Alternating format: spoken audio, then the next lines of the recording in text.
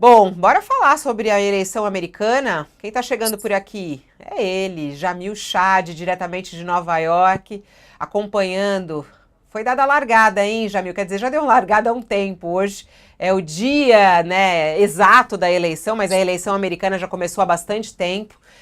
E toda uma expectativa, né, para o que vai sair das urnas.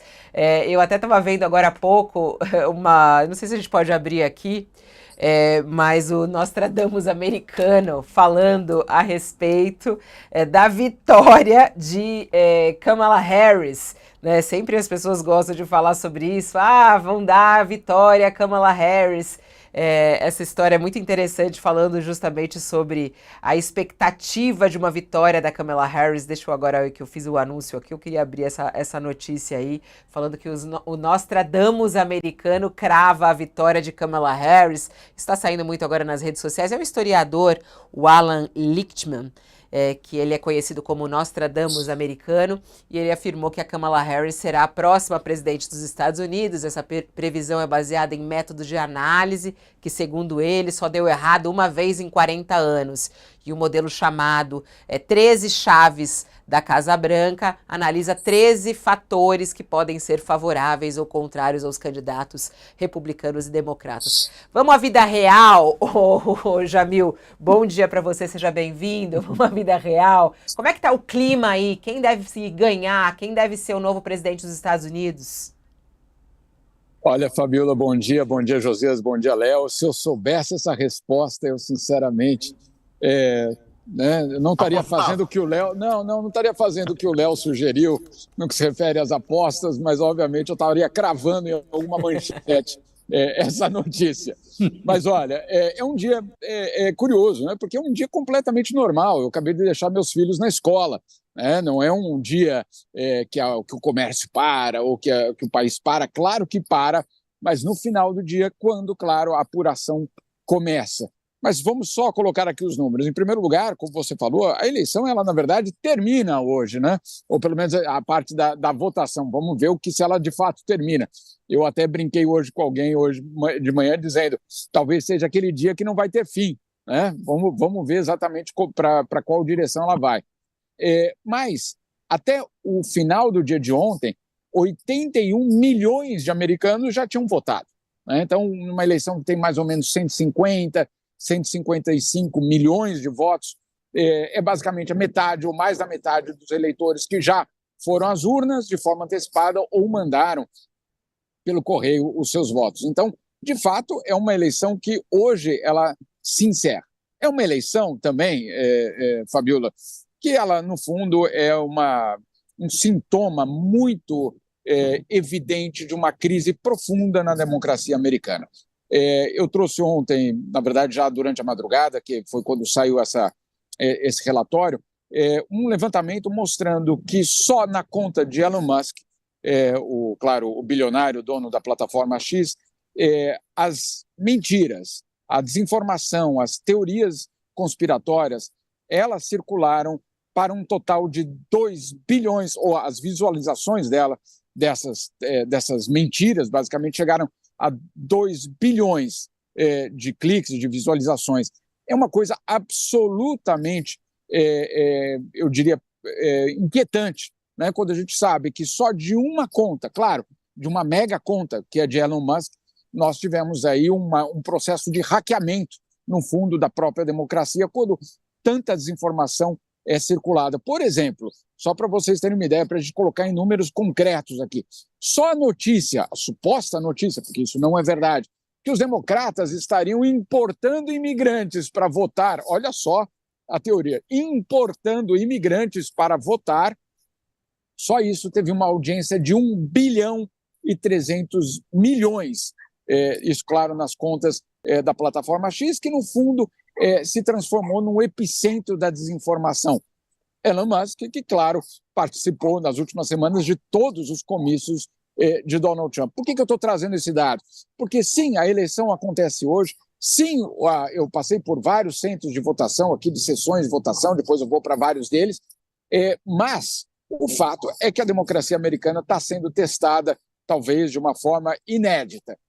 Primeiro, por conta da quantidade de desinformação.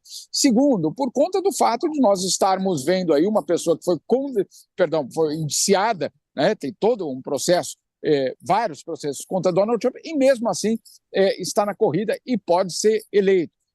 E, claro, a grande preocupação é em relação ao questionamento: será que Donald Trump vai aceitar uma derrota ou não? Enfim, é um dia de teste, não apenas para Kamala Harris ou para o Donald Trump. No fundo, esse é um grande teste das democracias ocidentais. O que acontece hoje aqui neste país vai ter uma repercussão direta nas democracias de vários lugares do mundo. Eu diria na democracia ocidental, terá um impacto, sim, importantíssimo no Brasil e tem, claro, um ar, eu diria, um pouco de crise existencial, viu, Fabiola?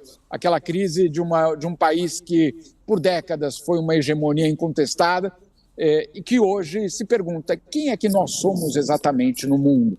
Essa é a pergunta que eu ouço muito sendo colocada aqui, com outras palavras, um pouco constrangido, mas é essa a pergunta, né? Uma ex-potência, vamos dizer assim, incontestável, que hoje tem o seu lugar absolutamente questionado no mundo e na própria sobrevivência da democracia.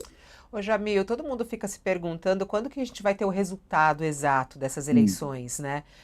Dizem que o resultado mesmo, confirmado, somente no domingo. Qual é a expectativa? Até na nossa página agora aqui no UOL, está falando sobre a primeira urna apurada, né? E que mostra um empate entre Kamala e Trump, né? Tem até aqui essa artezinha que eu achei interessante aqui, ó. 3 votos para cada um na primeira urna apurada. E é muito curioso, né? Porque a gente vai vendo lá a apuração dos votos dos Estados Unidos é totalmente diferente, os votos muito diferentes aqui do Brasil. As pessoas têm muita dificuldade de entender isso. Explica pra gente quando que deve sair o resultado das eleições americanas. É só pro domingo mesmo? Olha, não, porque existem vários caminhos. Por exemplo, se nós tivermos uma surpresa e se o Nostradamus aí tiver certo, né, eventualmente nós podemos ter durante a madrugada algum tipo de resultado ou no começo da manhã de amanhã.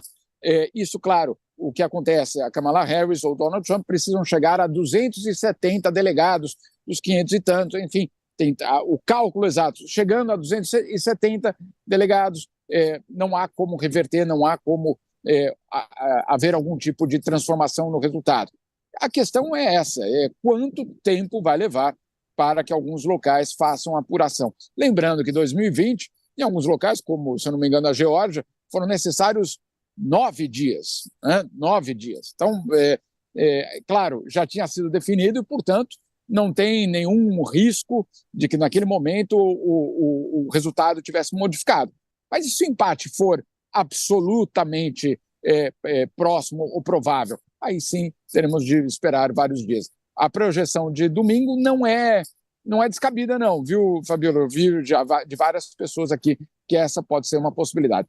O grande medo dos democratas, isso tem sido falado já de uma forma muito clara, inclusive pela campanha da Kamala Harris, é que no meio da madrugada, entre hoje e amanhã, Donald Trump vá às redes sociais, à imprensa, etc., e decida declarar que ele venceu, né? Sem, claro, qualquer tipo de prova. Prova, a gente sabe muito bem, não faz parte da vida de Donald Trump. Me contaram uma história aqui essa semana, Fabiola, que eu queria só compartilhar com vocês, porque é muito reveladora do próprio estilo de Donald Trump que ele traz para a política. Olha só, quando ele construiu o Trump Tower, né, aqui em Manhattan, foi de fato um evento. O que ele queria, ele era uma pessoa daquele outro lado ali do Rio, ele era do Brooklyn, do Queens, e ele queria justamente colocar um pé em Manhattan. E ele vai, claro, com muito dinheiro do pai dele e com muita fraude cometida já em vários outros lugares, ele constrói, então, o prédio Trump Tower. Mas ele queria que o prédio fosse um dos mais altos de Nova York. Ele não tinha autorização, não conseguiu, etc. Tem toda uma história. Mas ele decidiu que ele ia ter um número de andares mais alto do que os concorrentes. O que ele fez? Eliminou justamente do quadro dos andares do elevador, vários dos andares. Ele pulava número, né? Então, assim, Você não tem o andar 7, 8, 9, 10, 11, 12. Você vai direto para o 20º, quando na verdade não é o 20º. Ou seja, a própria construção do prédio, que é o símbolo do seu império, é uma fraude, né? Até arquitetônica, eu diria. Mas por quê? Porque ele queria mostrar que ele era uma outra pessoa. Qual é o grande problema na política? Na política, nós estamos falando de vidas humanas e de destinos de países, e, claro, de um voto que precisa ser certificado. Então, a grande dúvida hoje é justamente como ele vai reagir a uma eventual derrota. Lembrando que em 2020 ele perdeu por 6 milhões de votos de diferença. 6 milhões de votos. E ainda assim declarou que venceu. Então, imagina só com uma situação muito mais apertada que a de hoje. Vamos torcer para que, pelo menos, não haja um distúrbio importante. De todas as formas, quem está em Washington sabe muito bem, a situação é bastante preocupante em relação à questão da segurança, principalmente depois do encerramento da votação. Aliás, daqui a pouquinho a gente se conecta com Kennedy Alencar, que está justamente em Washington para nos trazer informações. Jamil, bom trabalho. Adorei o cenário de hoje, viu? É perto da sua casa aí, não? Aqui é o East Side, é perto do Colégio das Crianças. Eu estou saindo daqui e indo para o Harlem. Eu quero acompanhar, pelo menos nessa parte da manhã, um pouco mais na periferia da cidade e ver como é esse dia de votação lá. Muito bom, esse é o nosso Jamil. Obrigada, querido. Parabéns pelo seu trabalho, por essa cobertura. Muito boa. Até daqui a pouco, até qualquer momento. Certamente, Fabiola. Bom dia para vocês, Josias, Léo. E nas apostas, lembrando que também tem apostas políticas, inclusive de quem recebe cartão vermelho, viu, Léo? É isso, ver o que está acontecendo. Jamil, só para aproveitar que o Jamil também gosta disso, é um excelente jornalista de futebol, de esporte. As apostas, as casas de apostas estavam pagando mais para quem apostar na Câmara do que quem apostar no Trump, ou seja, as casas de apostas estavam dando mais a vitória do Trump. Você tem acompanhado? Eu não sei o que aconteceu no último dia, se inverteu ou não, mas estava. Ou seja, as estatísticas estavam contra Kamala Harris, pelo menos nas bets, né? Continuam, Léo, continuam. E o que houve, eu diria, a mudança que houve nos últimos dias foi nas bolsas. E aí as bolsas, sim, colocando talvez um pouco mais de empate. As bolsas estavam dando uma vitória para Donald Trump. O que é curioso, e aí depois a gente pode entrar nesse detalhe também em algum momento, durante a campanha, Donald Trump ficou mais rico. As suas ações das suas empresas aumentaram durante a campanha eleitoral. Então, aquela história do prédio sem vários números de andares, de repente ela faz algum sentido financeiro. Eu só acho que politicamente nós estamos falando sim de crimes. Jamil Chad, beijinho para você, bom trabalho, arrasa como sempre.